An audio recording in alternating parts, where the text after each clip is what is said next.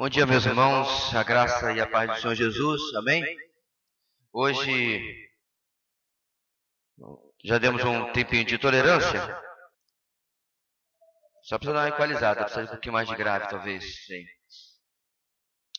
Mas nós já vamos tomar aí nosso estudo, né? Terceira semana, falando do caos da família. Você aumentou o médio ou grave? Grave. Esse. Mais um pouquinho. Isso, melhorou. Pegou mais peso aí. Muito bem. Antes de mais nada, vamos orar, pedindo direção do Senhor conosco. Bênção dele nessa manhã, que ele possa, através do Espírito Santo,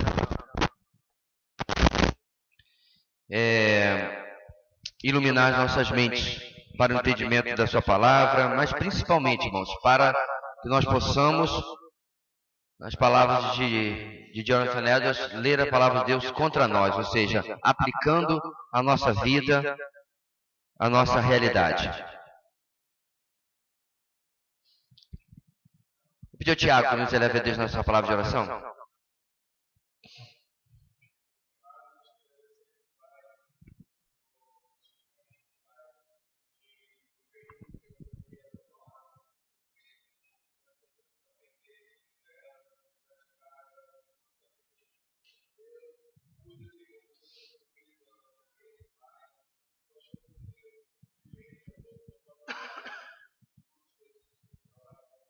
Amém. Kaique, vou deixar contigo aqui. Se houver alguma participação, ajude aí, por favor. Muito bem, meus irmãos. Seguindo o nosso tema, no caso da família, nós vamos para o segundo capítulo. E nós vamos, nessa ocasião, ler o texto de Gênesis, capítulo 27.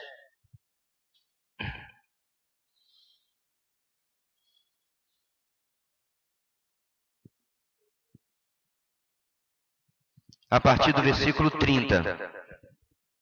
30 até o final. 27 do 30 até o final.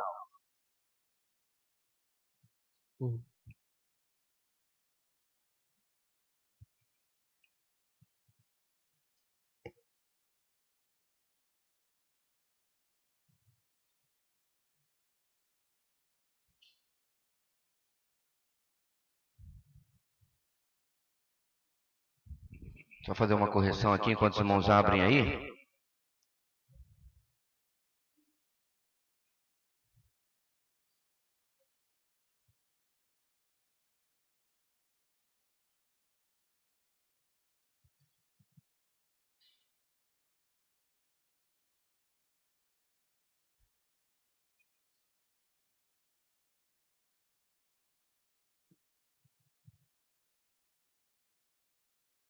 Ok.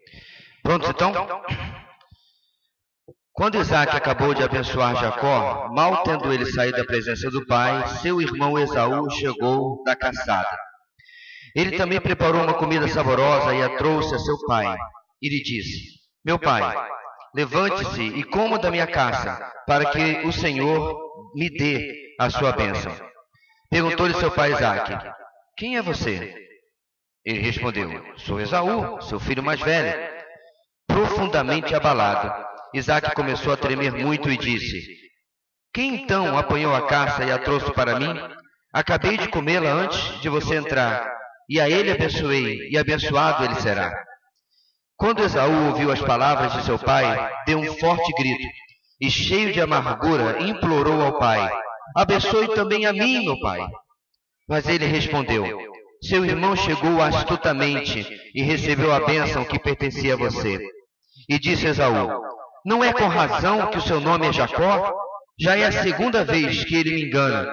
Primeiro tomou meu direito de filho mais velho, e agora recebeu a minha bênção.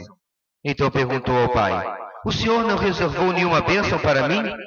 Isaac respondeu a Esaú: Eu o constituí senhor sobre você, e a todos os seus parentes tornei servos dele.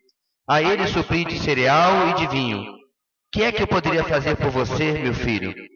Esaú pediu ao pai: Meu pai, o senhor tem apenas uma bênção. Abençoe-me também, meu pai. Então chorou Esaú em alta voz. Seu pai, Isaac, respondeu-lhe: Sua habitação será longe das terras férteis, distante do orvalho que desce do céu, do alto céu. Você viverá por sua espada e servirá seu irmão. Mas quando você não suportar mais, arrancará do pescoço o jugo. Esaú guardou rancor contra Jacó por causa da bênção que seu pai lhe dera. E disse a si mesmo: os dias de luto pela morte de meu pai estão próximos, então matarei meu irmão Jacó. Quando contaram a Rebeca que seu filho Esaú dissera, ela mandou chamar Jacó, seu filho mais novo, e lhe disse: Esaú está se consolando com a ideia de matá-lo. Ouça, pois, o que lhe digo. Meu filho, fuja imediatamente para a casa de meu irmão Labão, em Harã. Fique com ele algum tempo, até que passe o furor do seu irmão. Quando seu irmão não estiver mais irado contra você e esquecer o que você lhe fez, mandarei buscá-lo. Por que perderia eu vocês dois num só dia? Então Rebeca disse a Isaque: estou desgostosa da vida por causa destas mulheres hititas. Se Jacó escolher esposa entre as mulheres desta terra, entre mulheres hititas como estas, perderei a razão de viver. O nosso texto, na verdade, irmãos, vai apenas até o versículo 40, mas eu quis ler a continuação, porque nós podemos assim perceber de forma mais apropriada o estado mental em que especialmente Esaú fica depois de tudo aquilo que ocorre nesse evento aí na vida deles. Então, o capítulo 2 traz a seguinte grande ideia, o seguinte tema principal: a desobediência dissolve uma bênção. A amargura desencadeia um processo corrosivo no coração. Obviamente, isso não é uma regra de maneira alguma. Isso não é algo que necessariamente vai acontecer na vida das pessoas. Porém, nós estamos tomando a família de Isaac como exemplo de que pode acontecer. O processo do desenvolvimento do mal, meus irmãos, ele nunca é imparável. Não sei se a palavra existe, mas ele pode ser interrompido. Mas nós estamos avaliando o que acontece quando ele não é interrompido. É mais ou menos aquela figura da pessoa que começa a discutir, a cabeça fica quente, daqui a pouco a discussão começa a partir para a ofensa, e daqui a pouco a ofensa parte para um dedo na cara, daqui a pouco o dedo na cara está os dois rolando no chão. De novo, nem sempre acontece assim, porque muitas vezes o camarada se avalia, né? E olha para o outro e diz: não vale a pena a parte do rolar no chão.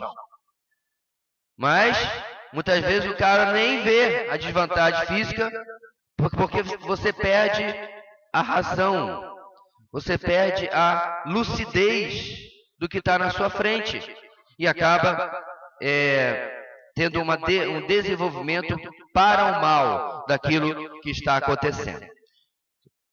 A primeira metade da nossa lição vai trazer para nós duas lições menores, e a primeira é essa: a bênção perdida por causa do passado. A bênção paterna foi perdida por conta de uma combinação sórdida do passado. Ou seja, aquilo que nós vamos ver agora na vida de Esaú em particular, que é o personagem principal desse segundo capítulo, não é algo que ele não tenha plantado. É algo que aconteceu de fato na sua vida, no passado, por sua decisão, e agora ele está colhendo os frutos, bem, não sei se é bem frutos, mas, ou pelo menos frutos ruins, agora no presente.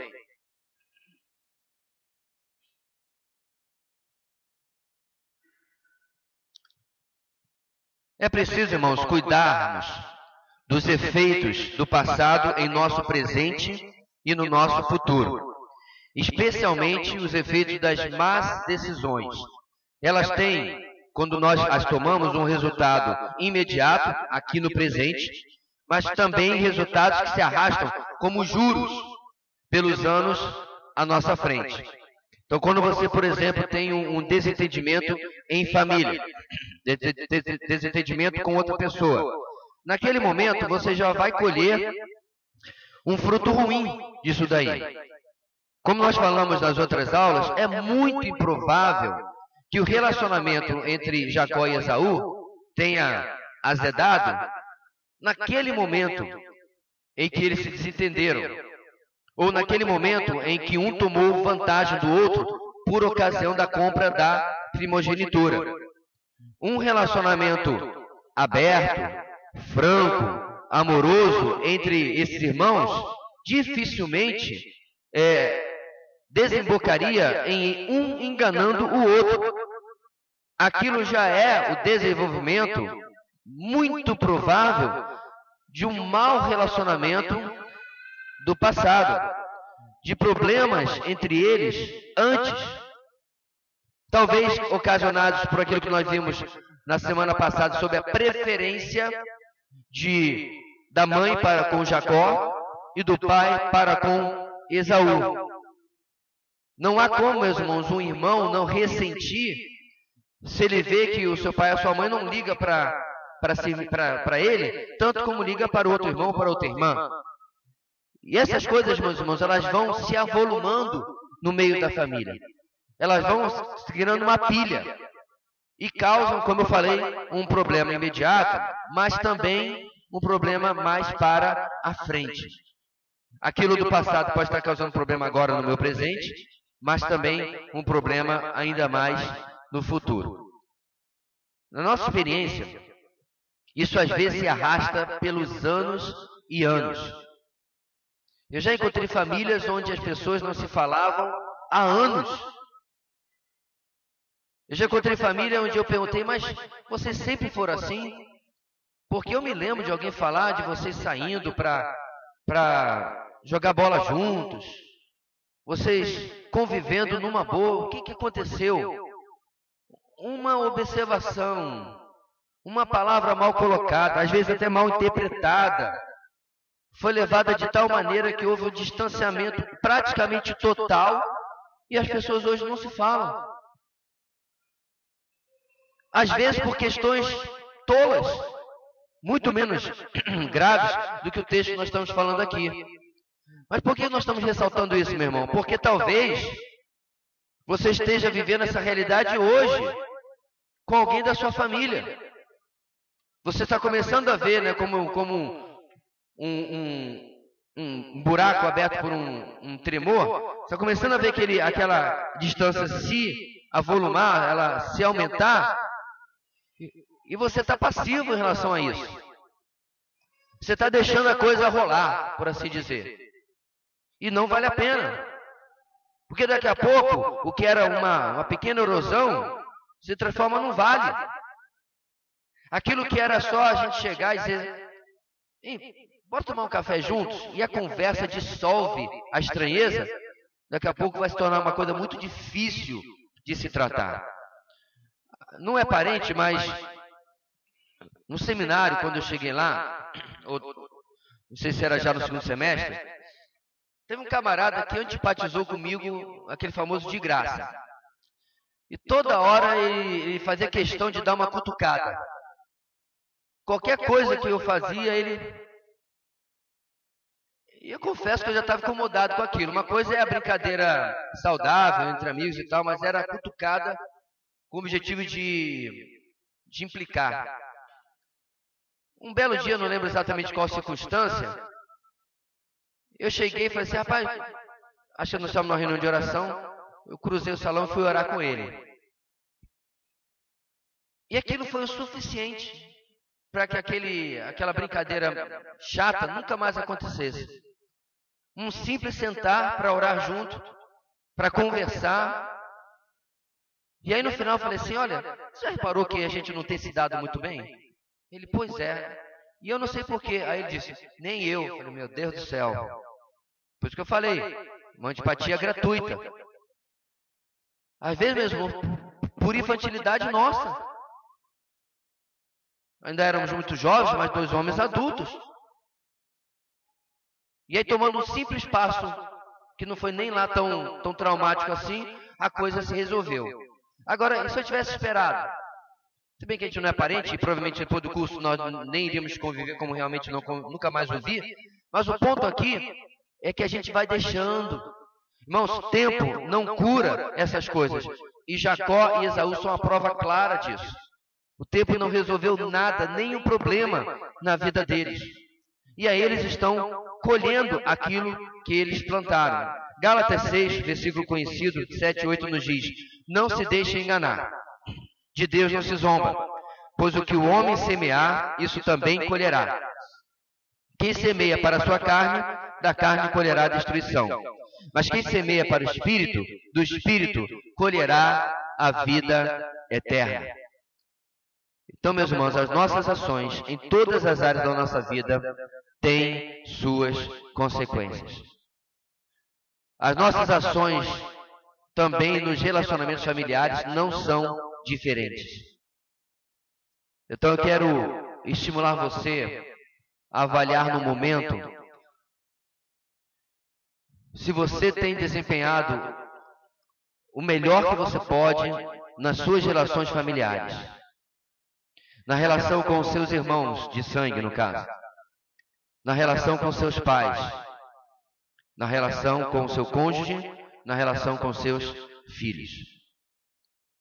Aos olhos daquilo que a palavra de Deus nos ensina, você tem sido o melhor irmão ou irmã que você pode ser? Você tem sido o melhor cônjuge?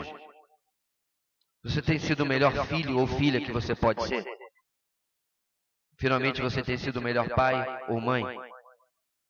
Não há como, meus irmãos, nós passarmos pela vida no automático, no piloto automático. O piloto automático faz o básico para sobreviver, né? Mantém a altitude, mantém a direção, mantém o transponder comunicando, mas se por acaso, até onde eu sei, ainda não faz, não sei se Bruno me corrija aí. Se vier um avião em colisão, o piloto automático desvia? Desvia não.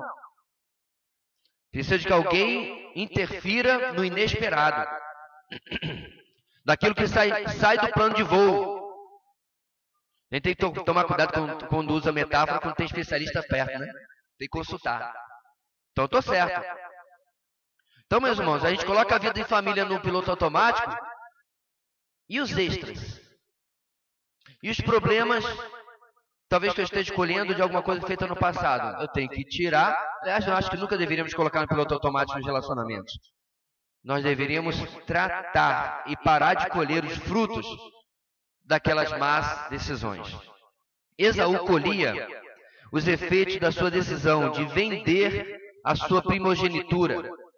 E Isaac, o pai, colhia os frutos da sua omissão para com os filhos. E a preferência entre um e não o outro, no caso, Esaú. Assim como a mãe também colhia.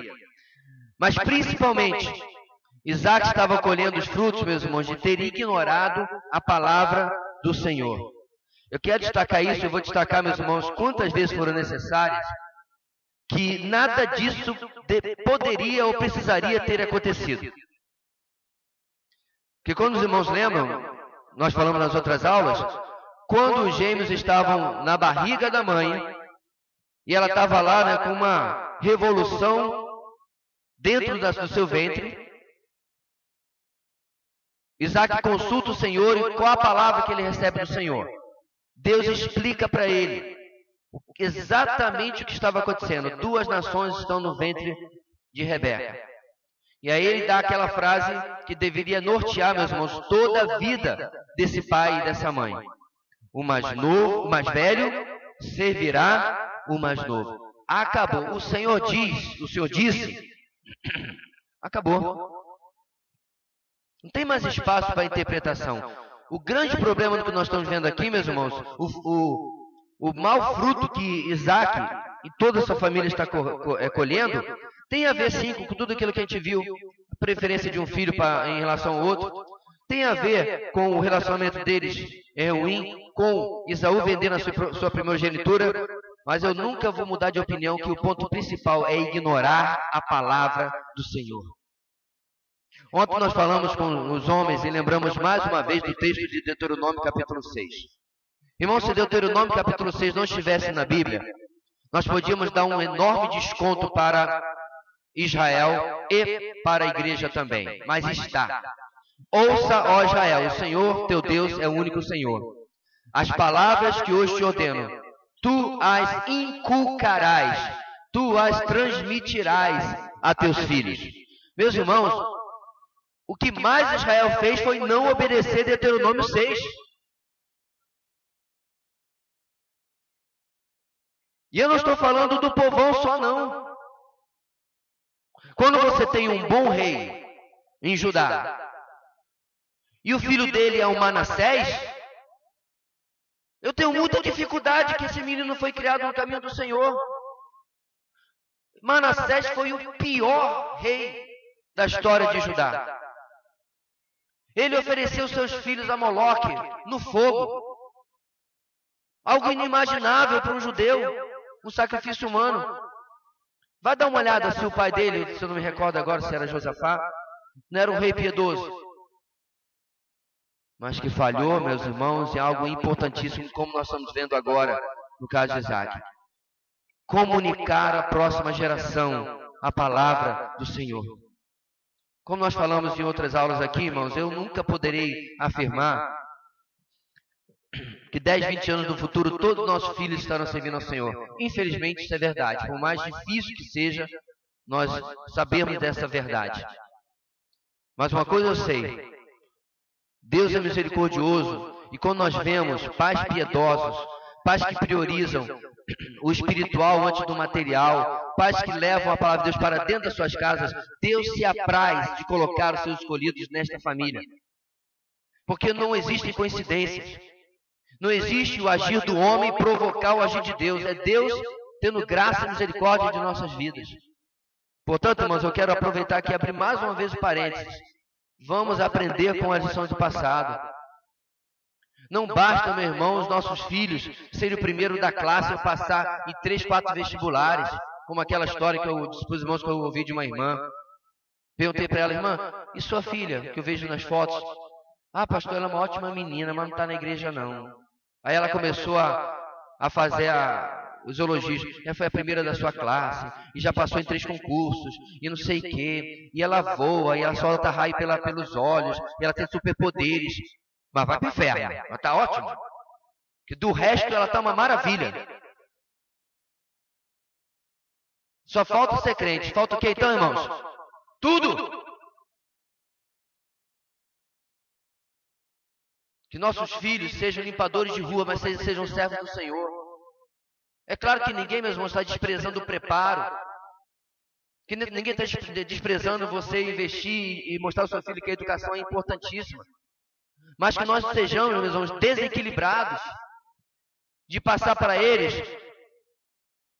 de que aquilo é fundamental, isso aqui é optativo. De que o Vademecum e o livro de anatomia e o livro, sei lá, do sociólogo tal lá, isso é importante, você tem que ler. Mas meu filho, você fez a devocional hoje? Não. Ah, filho, faz, filho. Se der, né? Se não der, tá tudo bom. Não, não tá. Tá muito ruim, irmãos. Porque quando o Senhor Deus teve que dar um único conselho para aquele que levaria o seu povo a conquistar a terra prometida, ele falou assim, ó, presta atenção, Josué, pega os livros que Moisés trouxe do Egito de estratégia de guerra, pega os livros sobre administração, pega os livros sobre coaching. Foi isso que Deus fez, irmãos? Sim ou não? Na minha Bíblia não diz isso. Josué, não afasta o livro dessa lei de você, nem de dia e nem de noite. Antes medita nele. E aí você será bem-sucedido. Não é incrível isso, irmãos? Eu tenho para mim que Moisés passou muito da sua sabedoria. Boa sabedoria do Egito, né? Das artes e das matemáticas e tudo mais. Ele deve ter passado para Josué sim. Mas o Senhor Deus colocou o ensino bíblico, a meditação bíblica como principal para a vida daquele que dirigiria. Eu não sei, meus irmãos, como que Samuel pôde falhar nisso? Como que em grande parte Davi pôde falhar nisso? Eli e tantos homens que nós vemos na Bíblia, cujos eram homens de Deus, mas os filhos envergonhavam o Deus de seus pais. Muito bem. Então Esaú colhia, meus irmãos, os efeitos, né, da sua decisão de vender a sua primogenitura. O autor de Hebreus vai dizer, inclusive, que Esaú era impuro ou imoral, dependendo da versão, e profano. Está em Hebreus 12:16. Por quê? Porque ele pensava só no presente, no transitório, no passageiro, ao vender sua primogenitura por uma simples e única refeição, tal qual muita gente é assim hoje em dia. O que significa, meus irmãos, ser imoral ou impuro e profano? A ideia aqui, meus irmãos, não tem nada a ver com a gente pensa em moralidade, já pensa numa área específica, né? Mas vamos apenas analisar a palavra. O que é ser impuro ou imoral? Está fora da lei de Deus, da vontade de Deus. O profano tem a respeito de estar longe ou desprezar as coisas santas. O profano, meus irmãos, não é... Você pode fazer uma coisa muito boa e ela ser profana. Porque ela não está sendo feita debaixo da ação do Espírito Santo, debaixo da ordenação da palavra de Deus, então ela é profana. Um culto cristão que é feito por pessoas não cristãs é profano. Ele não tem como ser cristão, não tem como ser espiritual. Então o que o autor de Hebreus está colocando? Esse era um homem que só se voltava para as coisas da carne, aquilo que lhe beneficiaria. Esse é um homem, inclusive, que se seu pai tivesse lhe falado, dificilmente ele teria uma boa reação. Como é que é a história? Eu nasço primeiro, mas esse teu Deus inverte as coisas? Isaac teria dificuldade de explicar para ele: meu filho, manda quem pode e obedece quem tem juízo. Se submeta à vontade do Senhor, que Ele vai lhe abençoar também. Eu creio que teria sido assim. Mas o fato, meus irmãos, é que a disposição dele é contrária às coisas de Deus. O que nós temos a ver com isso, irmãos? A vontade de Deus, última para a nossa vida, vai sempre se cumprir. O grande problema, meus irmãos, é eu perceber se eu vou ser cooperador com Deus ou Ele vai me arrastar para a sua vontade, chutando e gritando. Essa é a questão. Porque a vontade de Deus na vida de Esaú está para se cumprir. E vai acontecer exatamente, e aconteceu para nós, como Deus havia predito para ele. Porém, ele não apenas não se conformou à vontade de Deus, como ele não foi beneficiado por ela. Porque ele estava agindo de maneira, como o autor de Hebreus coloca, de maneira imoral e profana. E assim, meus irmãos, a gente precisa questionar: Senhor, nos meus embates contigo, pastor, mas a gente pode ter embate com Deus? Pode. Deus não fica com hematoma não, irmãos. Tá? Deus não fica de beicinho. O que é ter embate com Deus? É ir para o joelho, abrir o teu coração e dizer: Senhor, eu estou lutando com isso. Eu estou tendo dificuldade com isso. E aí a gente vai combatendo com Deus, mas querendo sempre ser vencido pela vontade de Deus. Ser vencido pelo querer, pelo propósito de Deus. A gente não vai, meus irmãos, para o joelho para convencer Deus, porque ninguém muda Deus. A gente vai para o joelho para que Deus nos mude, para que Deus vença. E essa é uma atitude que não é imoral, não é impura e não é profana. Então eu mudo essa perspectiva de Esaú quando eu vou para o embate com Deus, para que Deus transforme a minha vida. Deus mude o meu coração. Deus já mostrou para mim a sua vontade. Que bom. Isso é, às vezes, a parte mais difícil de nós compreendermos. Agora, eu preciso conformar o meu coração e a minha mente à vontade de Deus. Muito bem. Então, apesar da sua atitude, ainda assim, a reação de Esaú foi dramática. O que ele diz? Quando Esaú ouviu as palavras do seu pai, deu um forte grito e, cheio de amargura, implorou ao pai: abençoe também a mim, meu pai. Está no versículo 34 do capítulo 27.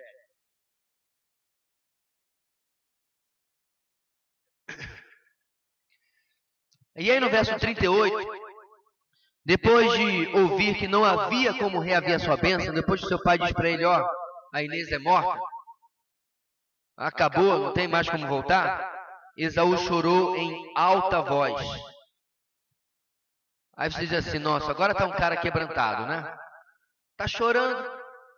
Tem um hino do cantor cristão, mas eu não gosto muito desse hino não, mas diz: o choro não salva, só Jesus salva. Aí ele fala do choro um monte de vezes. E realmente chorar só não adianta nada. Esaú e um monte de gente na Bíblia é a prova disso. O choro não traduzia na vida de Esaú algo bom. Não traduzia uma mudança de disposição. Muito pelo contrário. O texto nos leva a entender que não era um choro de arrependimento, mas sim de amargura. Por isso que eu li, meus irmãos, a continuação do texto. Porque mais à frente, apesar de ter chorado, Esaú vai fazer o quê? Ele vai tramar o assassinato do seu irmão. Cadê o arrependimento? Cadê a mudança de postura? Não há, de maneira nenhuma. Não há arrependimento, mas sim amargura. Em lugar de reconhecer sua atitude profana em vender sua primogenitura tempos antes, ele se concentra no erro do outro. O que ele diz para o seu pai? Não é com razão que o seu nome é Jacó? Olha o que ele diz na sequência, irmãos. Já é a segunda vez que ele me engana. Se eu estivesse lá do lado dele, olhar para ele, como é que é? Eu li lá atrás o que aconteceu. Engana. Irmãos, ele menciona o erro, mas ele aumenta. Ele diz, primeiro tomou o meu direito de filho mais velho, e agora recebeu a minha bênção. Esaú escolhe ignorar o seu erro, se concentra em que Jacó o tinha enganado, e isso realmente é verdade, na prática é enganado ao seu pai Isaac, e aí ele vai lá atrás e diz, inclusive ele já fez isso de novo.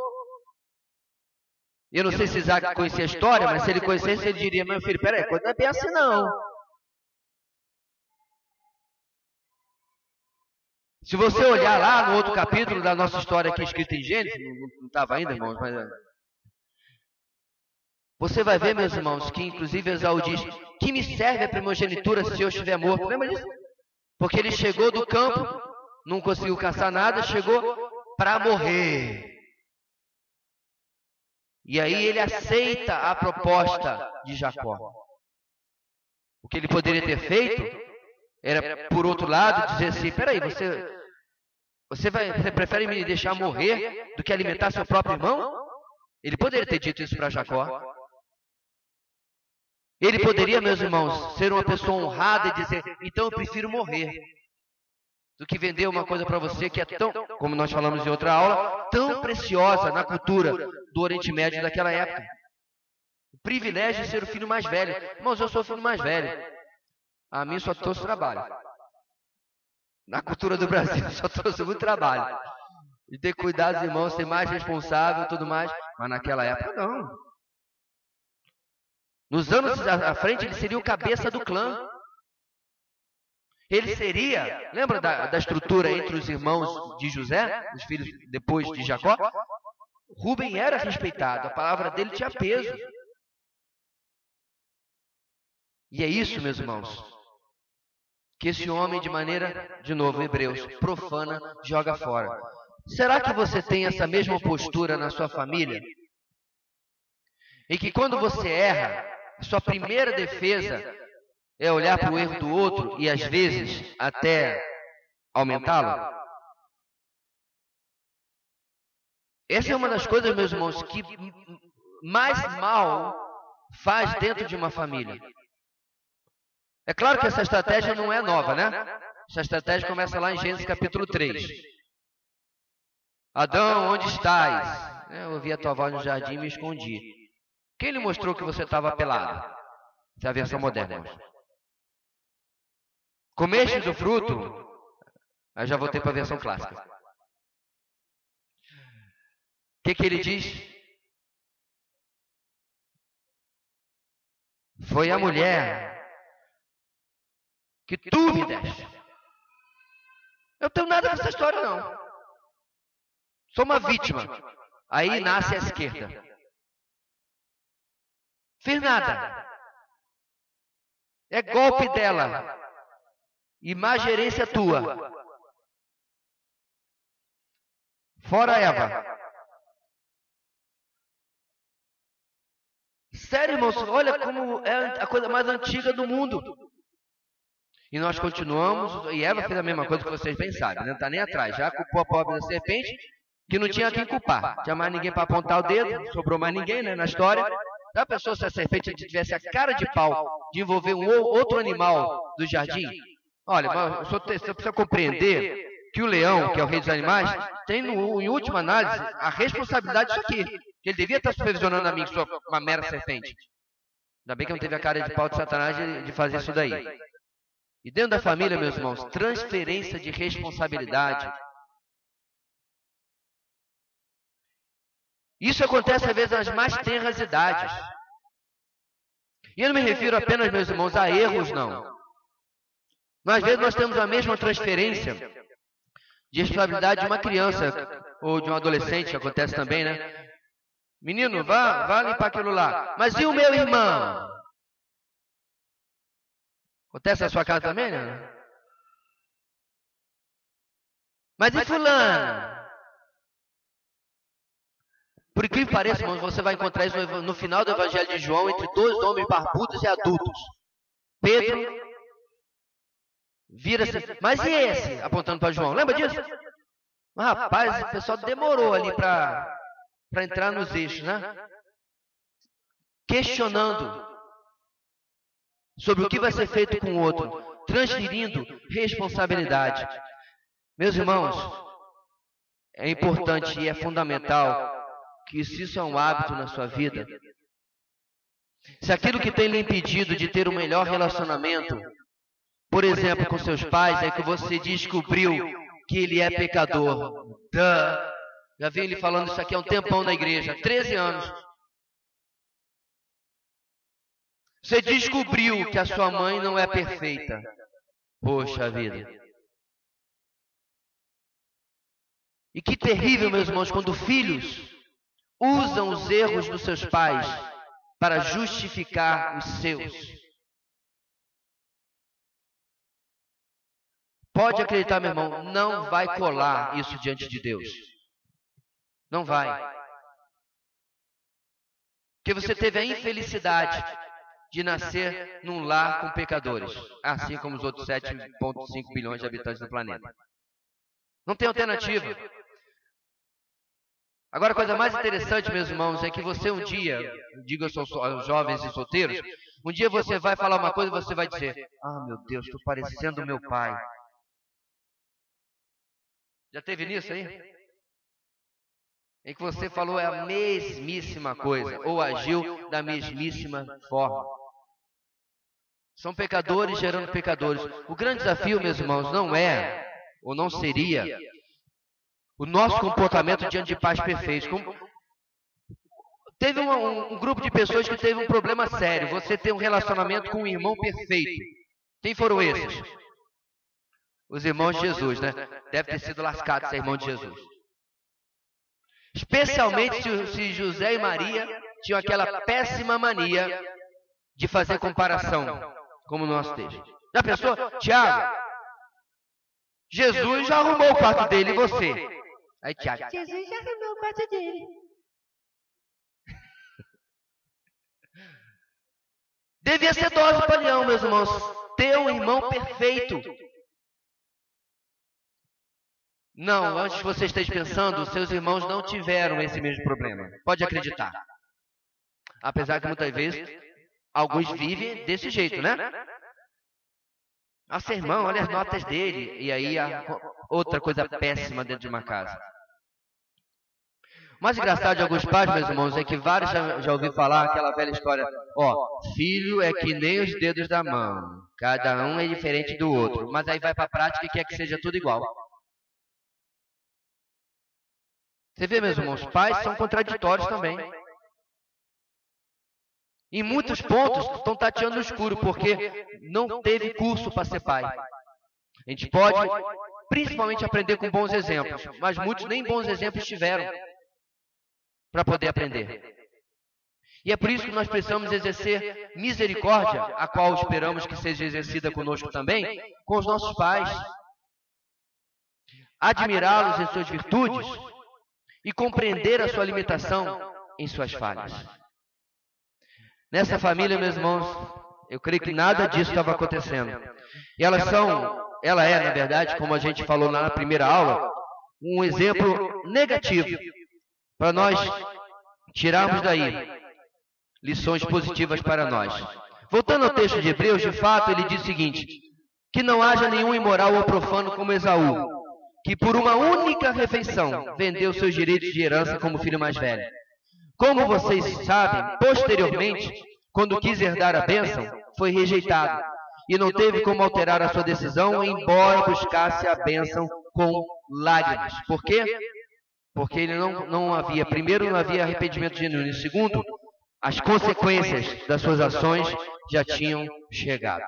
Irmãos, quais são algumas atitudes que nós podemos ter para consertar as máscaras e as aparências nas quais muitas famílias vivem hoje em dia? Principalmente para evitar que elas causem, como nós estamos vendo agora, problemas que vão se arrastar durante muito tempo. Primeiro conselho: assumir meus erros. Eu coloquei tudo na primeira pessoa do singular. Vire para o seu irmão, não, é brincadeira. Assumir meus erros. E acredite, quando você parar para fazer esse autoexame, a sua mente vai entrar em protection mode, modo de proteção. Você vai rapidamente lembrar dos erros do seu cônjuge, ou do seu outro irmão, ou dos seus pais, e etc. Mas resista a essa tentação. E tome esse primeiro passo com muito compromisso. Assuma os seus erros, assumir os meus erros. E aí vem o segundo, é uma frase: com arrependimento genuíno. Primeira parte, assumir meus erros. Segunda parte da frase, com arrependimento genuíno. O que é arrependimento genuíno? Que pede perdão, que muda a postura, que muda a atitude, porque a terceira parte do nosso conselho aqui, da frase, é arrependimento genuíno comprovado por ações e atitudes. Às vezes, meus irmãos, as ações não mostram a realidade do que está acontecendo dentro. Olha o caso de Judas. Judas vai lá no templo, quer devolver o dinheiro, mas a narrativa bíblica mostra que ele não encontrou, não achou verdadeiro arrependimento, mas um remorso. Então a atitude externa não pode ser mais uma máscara para tentar minorar um problema que está acontecendo. Precisa ser algo genuíno. Porque uma atitude externa, meus irmãos, falsa, ela não vai se manter na sua vida. Você vai rapidamente voltar atrás à falsidade, à hipocrisia. Portanto, essa medida, essa atitude, precisa vir de um arrependimento genuíno, porque você está compreendendo: eu realmente errei. E não pode ser, na sequência, você voltar ao erro de dizer: tá, já fiz a minha parte. E Sinfrôniozinho Júnior não vai fazer? Deixa ele. Deixa ela. Há uns meses atrás, a pessoa veio falar comigo sobre uma tia. Problema com uma tia que não se dava, que não sei o que e tal. Aí eu falei: olha, o que aconteceu? Ela entendeu mal uma coisa que eu fiz. Então vai lá e pede perdão. Vai lá e assume a sua parte do problema. Inclusive, se você acha que você não fez tão mal assim, peça perdão se ela... olha, eu quero pedir perdão se eu me fiz compreender mal. Você não vai perder nada. Acredite em mim. Ela foi e ela voltou 3 vezes mais revoltada. Falei: o que aconteceu? Eu fiz aquilo que o senhor falou. Mas a pessoa não é crente, né? Ela me distratou, inclusive usou palavrão. E disse: eu não acredito no que você está fazendo, você está fazendo a boca para fora. Aí eu falei assim: pois eu também não acredito no que você fez. Que o verdadeiro arrependimento, meus irmãos, e humilhação, não vai se indignar porque o outro não teve a mesma atitude. Você pede perdão, depois você... eu sabia que você não ia aceitar. Espera aí. Arrependimento mais meia boca. Eu sabia que você ia responder desse jeito. Então, na verdade, você foi lá para comprovar que você está certo. E não para pedir perdão. Perceba, meus irmãos, a Bíblia nunca tratou a restauração de relacionamentos como uma coisa fácil. Por isso que é primordial que nós nem deixemos que eles azedem, que eles fiquem ruins. Porque na hora de consertar, nós vamos ter que passar por todas essas situações que nós estamos tratando aqui nessa lição, as quais essa família não quis participar, porque eles sabiam que não ia ser bom para eles. Bem, os resultados do arrependimento genuíno e um mero remorso se comprovarão no que diz a simplicidade de Provérbios 10, versículo 1. No âmbito, eu digo, de filhos, né, para com a sua família. O filho sábio dá alegria ao pai. O filho tolo dá tristeza à mãe. Simples o versículo, né? O filho sábio é aquele que se arrepende de forma genuína. E ele vai e cumpre depois os resultados daquele arrependimento genuíno. O mero remorso é aquele que, na verdade, depois vai continuar reproduzindo tolices, né? Reproduzindo atitudes tolas, e aí a gente vai vendo realmente que nunca houve um verdadeiro arrependimento. Não houve uma mudança real na vida daquela pessoa. Aqui vale um parêntese, meus irmãos. Eu não estou dizendo que esse arrependido, esse filho sábio, nunca mais vai errar. Claro que não. O que eu me refiro, meus irmãos, é o desenrolar daquele problema. Uma vez eu ouvi um conselho de um pastor que a nossa oração deve ser: Senhor, ajude-me a pecar pecados novos. Interessante, né? Você entendeu o que essa frase quer dizer? Me ajuda a não voltar naquilo que eu venho tratando contigo já pela 30ª vez. Porque pecar, meus irmãos, infelizmente, o Resident Evil, o hóspede maldito, vai acompanhar-nos todos os dias da nossa vida, até o final. Infelizmente, não vai ter o último capítulo do filme, como vai ter agora no cinema. É até o último dia. Porém, nós podemos, meus irmãos, buscar o Senhor para que os nossos desafios espirituais sejam outros e não apenas repetência nas mesmas coisas que nós viemos caindo. Eu quero terminar essa primeira parte. Não entendi? Não, esse é o primeiro ponto ainda. Você está com pressa, Kaique? Quer algum lugar? Quero terminar este ponto com uma nota interessante. A parte deste ponto foi em seu privilégio. Irmãos, diante do desespero de Esaú e sua exigência para que o pai o abençoasse, vemos Isaac sem alternativa a não ser confirmar a palavra do Senhor. Isaac não quis obedecer a palavra do Senhor. Agora Deus, pelo erro humano, o leva a obedecer aquilo que ele havia falado. O mais velho servirá o mais novo. Isaac ainda diz: você viverá por sua espada e servirá a seu irmão. Isaac não podia, meus irmãos, ter já preparado os seus filhos para que quando eles recebessem essa palavra, eles soubessem exatamente. Pastor, mas você acha que Esaú ia aceitar isso? Não sei. Não sei. Eu lembro, meus irmãos, se bem que são pessoas muito diferentes, mas você lembra da atitude de Jonatas? Lembra? Jonatas diz para Davi: eu sei que o Senhor lhe escolheu.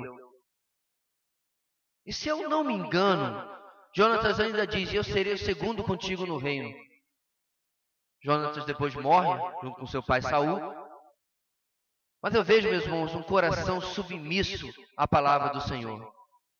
Eu nasci com direito, pela tradição de todos os reinos ao nosso redor, de ser o próximo rei. Na verdade, na tradição das monarquias por sempre.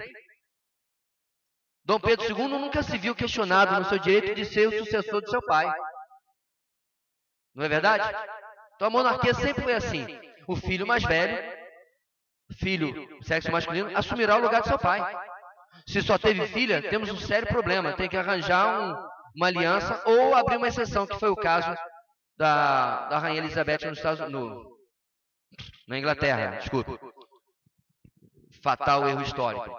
Então, meus irmãos, Jonatas teve essa atitude porque ele sabia do que havia sido declarado sobre a vida de Davi. Talvez Esaú tivesse, talvez não tivesse, mas esse não era o problema de Isaac. O problema dele era cumprir a vontade de Deus, a qual ele teve que cumprir, infelizmente, em situações piores. O segundo ponto é muito curtinho e diz: bênção recuperada, mas sem alegria. Esaú ainda está em busca da bênção paterna perdida e a recupera, embora não do modo como sua alma se agradou. O que acontece? O segundo ponto do nosso livrinho lá, se você não tem ainda, procure a irmã Lúcia e adquira pela fortuna de R$8, caríssimo, né? Para você poder ver aquilo que nós não estamos podendo tratar em detalhes, que está lá no livro, certo? A respeito dessa lição. Nesse segundo ponto, meus irmãos, ele tem como objetivo apenas mostrar as consequências da desobediência, mesmo a longo tempo. O que acontece? A bênção de Isaac fala que Esaú serviria a Jacó, mas que um dia ele se livraria disso. Durante a história de Israel, que no caso é a descendência de Jacó, e a história de Edom, que é a descendência de Esaú, eles viveram em constante conflito. Contudo, quase sempre, Edom era dominada por Israel. E o domínio significava que pagava tributo, em outras palavras, servia. O domínio que os israelitas, faziam sobre os povos que eles dominavam ao redor não era em absoluto da mesma maneira como os impérios medo-persas e babilônios, etc., fizeram. Não era. Eles deixavam ele viver a sua vida, ok? Apenas pagavam um tributo e ficavam em paz. Eles não os escravizavam, eles não os tiravam as colheitas ou qualquer coisa assim. Não era nem perto disso daí. E mais, eles foram dominados por Israel durante um tempo. No caso, Edom. Porém, quando chegam os dias de Jesus, algo interessante acontece.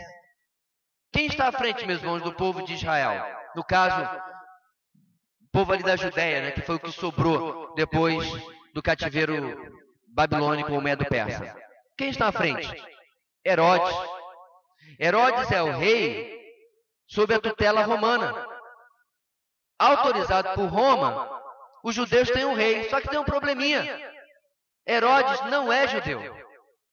Herodes é edomita. Ele é descendente de Esaú. Então, de certa forma, meus irmãos, a consequência do erro se reflete na palavra de Isaac para Esaú, em que no futuro, bem depois, aquela submissão é de certa forma revertida. E você tem, os judeus tinham que amargar ver um idomeu, um não judeu, um edomita.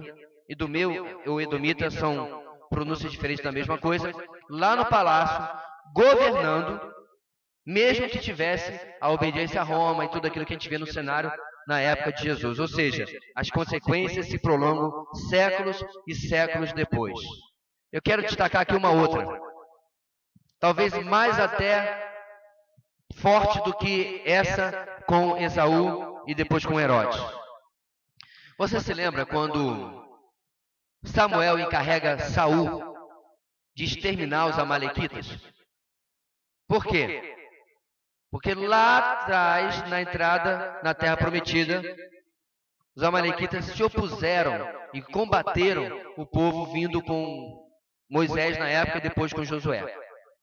E aí Deus jurou que os amalequitas seriam exterminados da face da terra. Irmão, se você tem problema com isso, já falei, quando chegar no céu vai ter um balcão de reclamações, porque por incrível que pareça, tem crente que até hoje olha para o Antigo Testamento e diz assim: eu não gosto desse Deus do Antigo Testamento. Não tem problema. Chegar no céu, você trata com ele diretamente. Eu prefiro seguir a linha do manda quem pode obedece que tem juízo. O Senhor tinha motivos para fazer tudo aquilo que ele fez no Antigo Testamento. Pastor, até matar mulheres e crianças? Até matar mulheres e crianças. O objetivo primeiro era proteger o seu povo de toda a influência dos pagãos ao redor. os quais tiveram chance de se entregar e servir ao povo que eles viram que vinham em 2,5 milhões do Egito e sabiam o que haviam feito no Egito. Lembra o que Raabe fala? Todo o povo está sabendo do que o seu Deus fez no Egito. E podiam ter se entregue, mas resolveram peitar, bater de frente, e aí o resultado você pode ler no final do livro de Deuteronômio e o livro de Josué também. Fechado parênteses, nós encontramos Saul com essa missão da parte de Samuel. Você se lembra do que Saul faz? Quando Samuel chega, ele encontra o rei dos amalequitas com vida, e alguns animais também. E a ordem era exterminar todo ser vivo. Todos. E aí ele repreende duramente a Saul. O próprio Samuel mata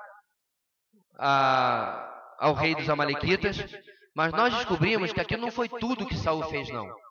Como é que nós descobrimos? Alguém sabe? Você vai lá no livro de Esther, o qual eu li agora, alguns meses atrás, né, na nossa leitura anual. Mas que delícia ler o livro de Esther. Especialmente quando chega no final. E vê Amã tremendo nas bases. Quem é Amã? Amã é descendente de Agar, o rei dos amalequitas. Ele é um agagita, diz o texto. Ou seja, não só ele não matou o rei dos amalequitas de Saul, como ele deixou escapar alguém da família real. Meus irmãos, deixa eu fazer umas pontinhas de cabeça aqui. 500 anos antes, depois, ou 400 e alguma coisa, ele mantém a amargura, ele mantém a vingança. Lembra que eu falei para vocês que a tradição oral naquela época era melhor que uma Wikipédia e o Google juntos? As pessoas passavam de uma para outra. Isso dava, inclusive, um tremendo de um filme. Como que uma família passou para outra? Olha, nós não temos mais uma descendência. Nossos poucos descendentes vivem espalhados no meio dos povos. E os culpados são esses aqui, ó. Os judeus. E aí, Amã queria fazer de tudo para exterminar os judeus. Se você não conhece a história, você precisa ler o livro de Esther, já devia ter lido. E aí, meus irmãos, Deus reverte tudo. E Amã acaba enforcado enforcado na própria forca que ele planejava enforcar o sobrinho, né, o tio. Tem uma discussão aí sobre a tradução de Esther, que é Mardoqueu, ou Mordecai, dependendo da tradução bíblica. Mardoqueu é o que é mais comum. Você vê, meus irmãos, as consequências da desobediência? Não, meu irmão, eu não acho que no futuro alguém vai querer exterminar a sua descendência. Não acho isso. O que eu estou querendo dizer, meu irmão, é que não vale a pena. A gente vai plantando essas coisas na nossa família. E a conta vai chegar com juros e correção monetária. Legado é algo sério para o bem e para o mal. E às vezes nós abusamos da graça de Deus quando achamos que não, as coisas vão se dar um jeito, Deus vai ajudar, Deus vai dar um jeito. E não precisamos então nos preocupar. Eu creio, meus irmãos, que Deus conserta aquilo, preste atenção, que pode afetar seus planos, mas Ele pode deixar acontecer mais consequências das quais nós somos merecedores por causa de nossas decisões. Eu vou repetir. Muitas das coisas que nós fazemos, Deus conserta, porque Ele tem um propósito que vai se realizar, como nós vemos agora no caso de Esaú e Jacó. Mas muitas coisas Ele vai deixar acontecer, como consequências daquilo que eu decidi. E assim, meus irmãos, nós temos que compreender a nossa responsabilidade em cumprir os nossos papéis dentro da nossa casa. É aí que começa, na verdade, o nosso pensamento. E em cumprindo os nossos papéis dentro da nossa casa, nós precisamos verificar aonde que eu estou permitindo que distâncias aconteçam e eu não estou fazendo nenhum esforço para construir pontes. E resolver os problemas. E resolver aquilo que está acontecendo na minha família. Eu queria que nós tivéssemos um tempo de oração. Nesse tempo de oração, meu irmão, que você buscar o Senhor dizendo: Senhor, eu reconheço que eu poderia ser um melhor, e aí você tem que completar. Marido, esposa, filho, filha, pai, mãe. Talvez saia até do núcleo mais próximo, né?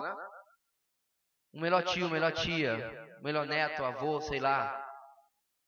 O importante, meus irmãos, é que nós não fiquemos anos e anos esperando que o outro faça e eu não faço absolutamente nada. Vamos orar? Feche seus olhos um instante. Quero nos dar alguns minutos, depois vamos terminar com uma última oração.